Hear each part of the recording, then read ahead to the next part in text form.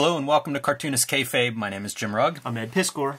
And we have a doozy of a video today like every morning, but first, some news on our travels. You can catch up with me in Jacksonville Public Library October 22nd for their Comic and Zine Fest.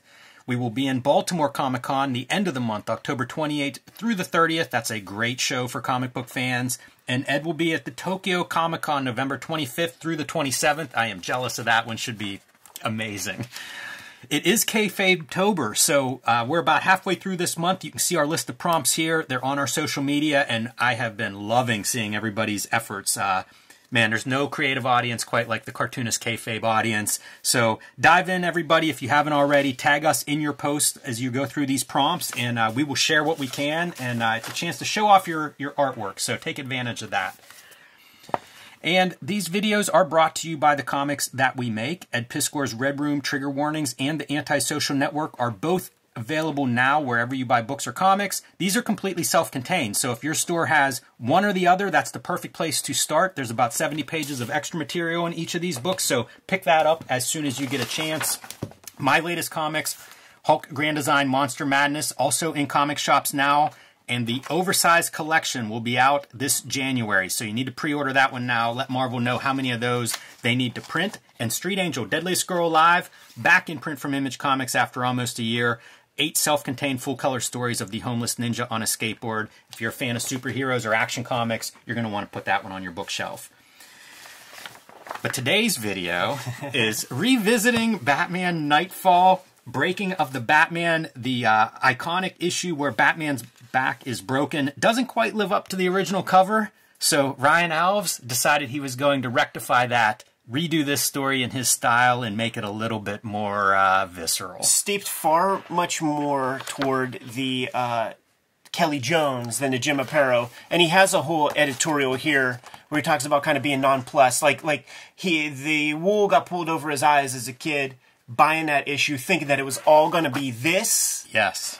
In the comic, and then even when you see the back break, it's kind of impotent and just like functional, you know, like this is, you know, the character on your underoos, so you can't break him that much. That looks like a massage. I've had that done, you know, and I paid money to have that executed.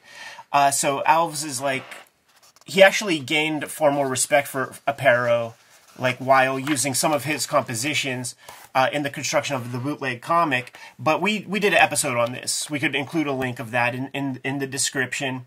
Kind of nonplussed. We went through it. It lacked a lot of impact. It was, you know, a cartoonist who is largely associated with the brand for keeping it corporate and kind of on the level. These are PG comics at this stage, almost G. Yes. So, you know, we want more than that whenever Batman's back is snapped in half. Yeah. We want a hard R, NC-17 kind of fight, and that's where Ryan comes in. Yeah, so I'm not saying that Kayfabe is the full impetus for this to be made, even though he came up to us and was like, dudes, I didn't like the Knightfall issue either. Boom.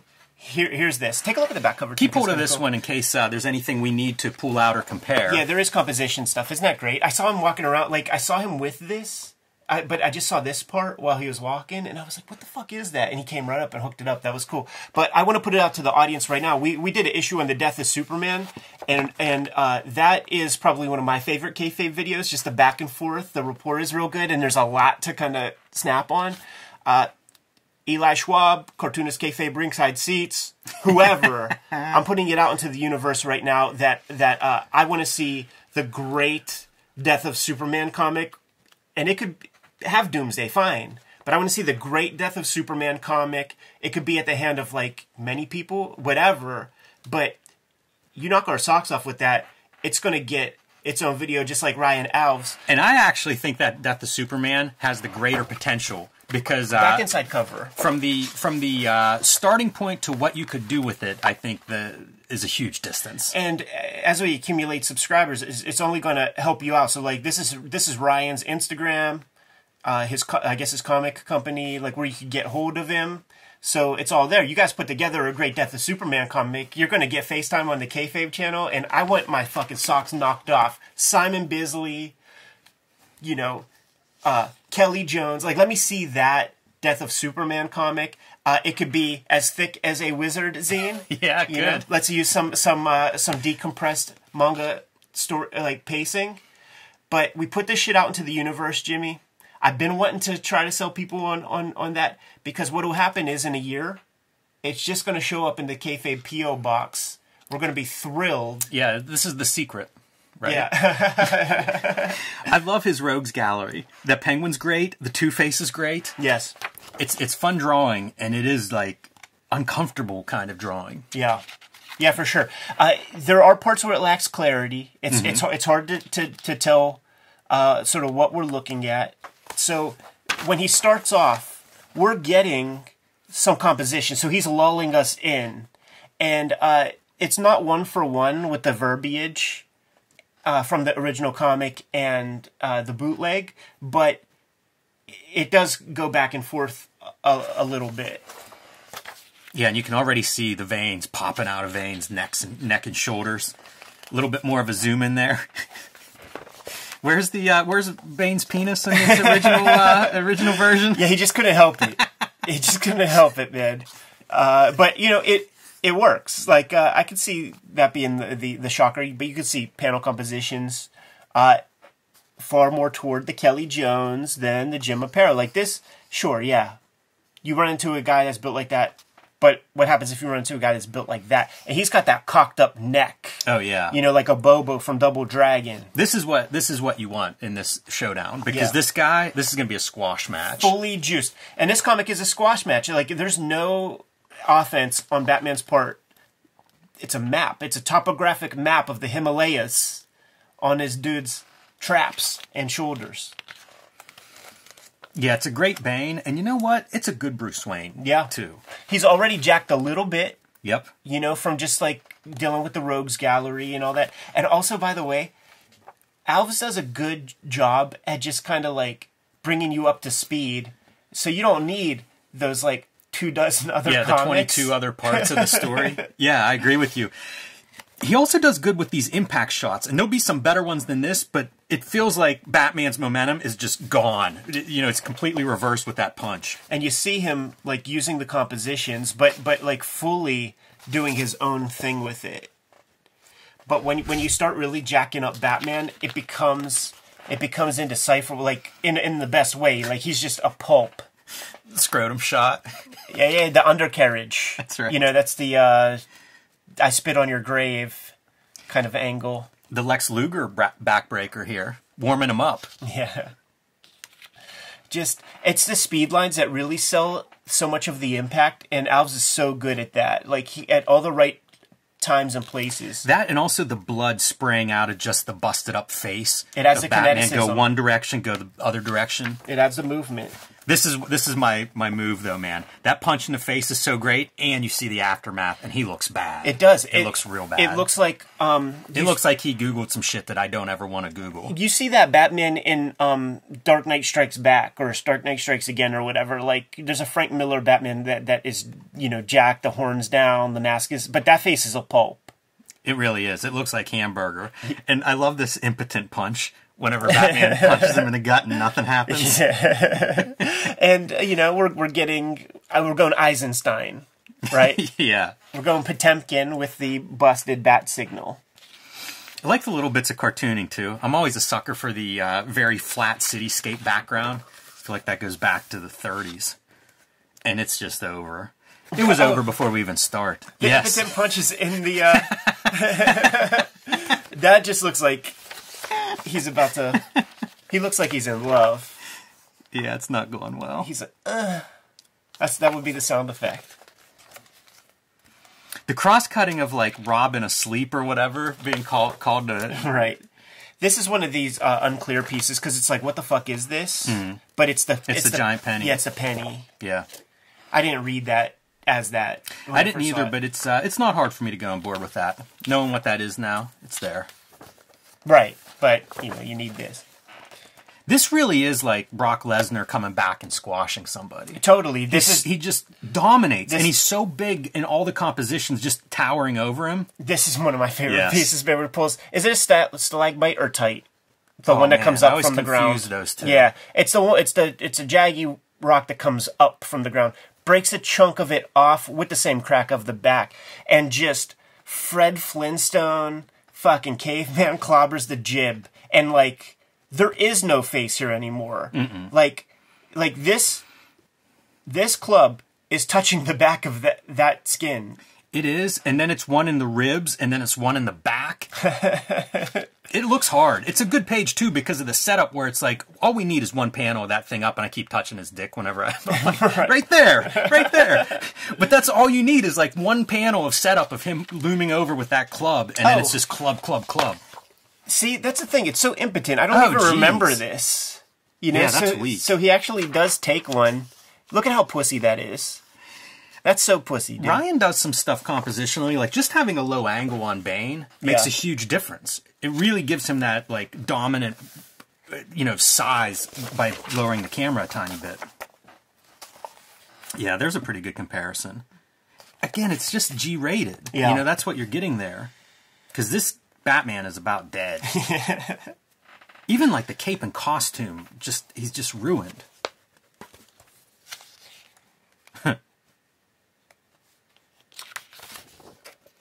Calling out for Robin whenever he's down. It is funny how like in some ways how close to the original comic it is. Oh yeah. Like it's all there. It's just not quite delivered in this fashion. And I mean he's just beat. It's such a good panel. Is there a counter panel to this where he's just lining them up like ready to well, yeah, ready to get to the end? Yeah, it's hard for me to explain, but I mean, doesn't this feel much more impactful than this? Yeah, yeah. I think the black and white really helps too, because it's so grisly. His face is so chewed up, and you may be right. The black and white might make a big difference. If you were going to color that, you'd have to have reds and all kinds of coloring that really that flat color doesn't have. Yeah, don't go too far, because like we should compare each of these pages, 3-panel gimmicks, and this is Kelly Jones Bane catching a swiper. You see the hamburger face. The difference in faces here is so dramatic. Yeah, you gotta impotent the horns. Like, that's so key. Even the neck looks like it's broken. Yeah. Like he's spinning that head around Exorcist style. So don't flip yet. Don't flip yet. Still unclear to me why Bane is naked. Yeah, Ryan just couldn't help himself, you know? So disturbing. Yeah, like, just that extra piece is definitely, like... This feels like the Marvel, How to Draw Comics the Marvel way, where they're like, this is the story, this is the boring and one. then this is the Marvel version, and it's like, legs are just wider, your camera's a little more skewed.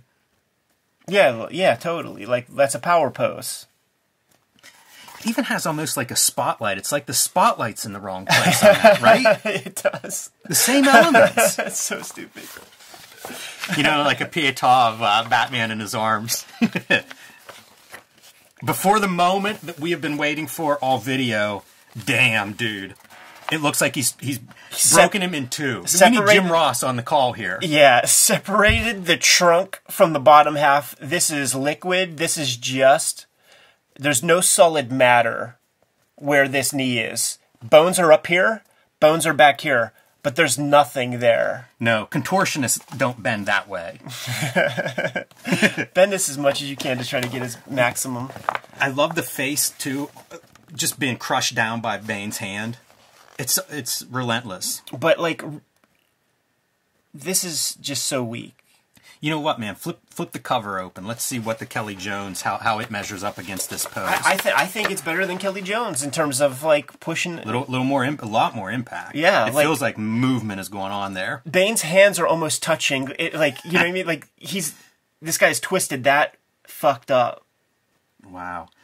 You've recently drawn some feet, Ed, with tracing paper on these videos. Yeah. I feel like these legs are part of that, where it's like, you say, there's about 2 feet missing in the middle here that's being just stretched and distorted across that leg. Yeah, it's fantastic. It's As great. it should be, because like, that's the difference, right? Like, this is still solid construction, but just take it away. We know that when you're doing your roughs of a character, you have the top trunk, there's space, and then pelvis. So, like, let's push that space in between the trunk and the pelvis further away, and then you get this.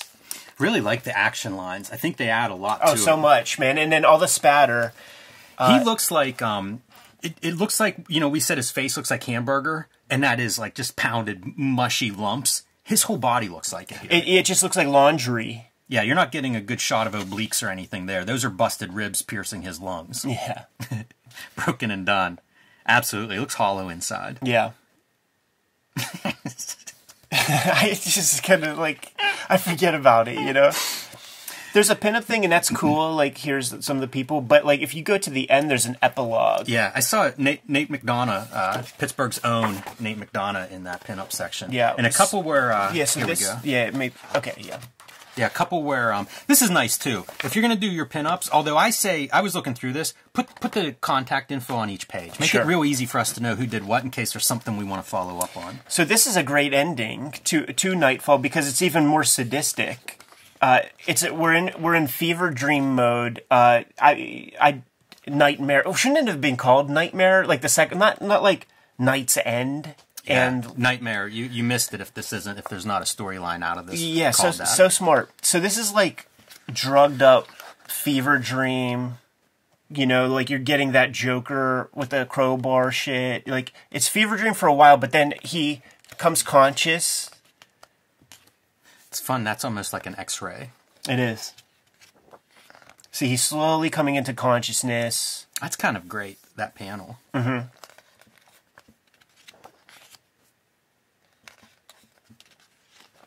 And then it's like that Sin City shit with Hardigan where like we want to fix your ticker so that we can fuck your life up. Like you don't get to die. Yes. We're going to fix you up and you're going to witness the death of your fair city. All the work that you've done your whole career, we're going to hook you up and you're going to get to watch. This didn't really happen in this storyline. I don't This think is so. A great touch. It's fantastic. It's so perfect too because it's like it's that thing where like the villains could get away. Like Bane could have been world free of Batman if he doesn't do that. This is such a good It's even darker story. And he's also selling Bane as like Santo or the Blue Demon. Yes. Like just putting the suit on him as you would see in those movies. And the writing is very good. You know, like Wayne Manor burns down. All the guys from Arkham are still missing, but so is Alfred Pennyworth and Bruce Wayne. The mansion is burned down, and this is him. Like the writing is very sound. You know, it flows really well, and but you will see your city fall. What's he say here? And you will hate me for every moment. He rests his coffee cup.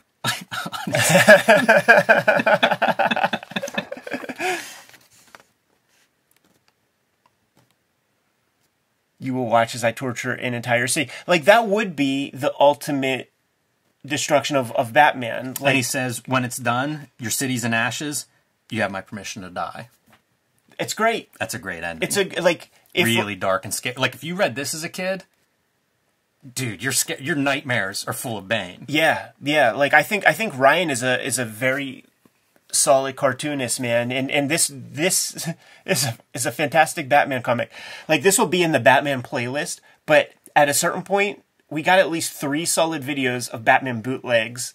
What is the limit? You hit 5, you got to have a Batman bootleg playlist. Yeah, it's coming up on it. Do you think this is Ryan's work? This back cover is not signed, and I can't tell if that's him or not. Yeah. Obviously, it's different than the black and white, but it's very nice. It has a similar approach, and you know he's pulling from like the Dick Sprang era rather than going Kelly Jones. Mm-hmm.